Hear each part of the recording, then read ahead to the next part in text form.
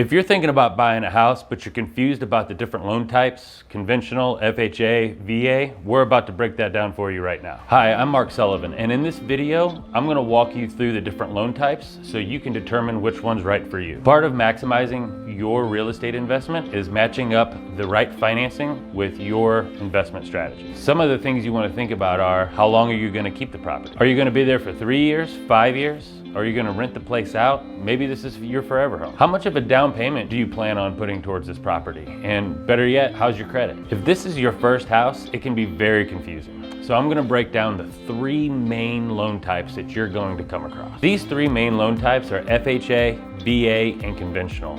Each of these have their own sets of pros and cons. Let's start with FHA. FHA loans are a government-backed loan that allows buyers without perfect credit to purchase a home with as little as 3.5% down. This can be a great option for first-time home buyers, and it really caters to borrowers who have less than perfect credit or a lower down payment available.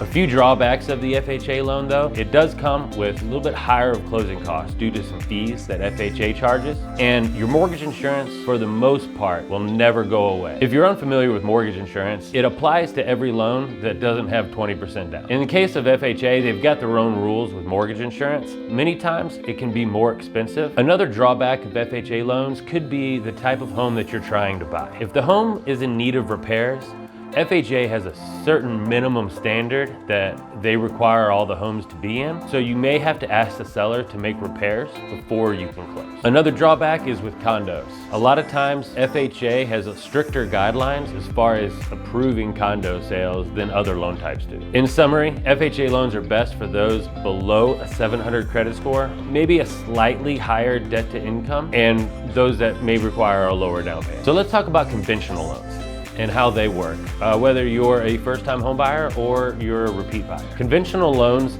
often offer the best terms for those who qualify, with as little as 5% down, but your terms do get better with a higher down payment. So if you're a buyer with great credit and at least 5% down, chances are a conventional loan is the right loan for you. One of the drawbacks of a conventional loan is if your credit score is under 700, the interest rate in your mortgage insurance doesn't quite compete with the FHA loan. Let's talk about VA loans. VA loans are an unbelievable loan that if you're eligible for one, it's almost always the better option. The drawback with the VA loans is that they're only available to veterans and active duty service members. For those who are eligible, VA loans are the best of both worlds.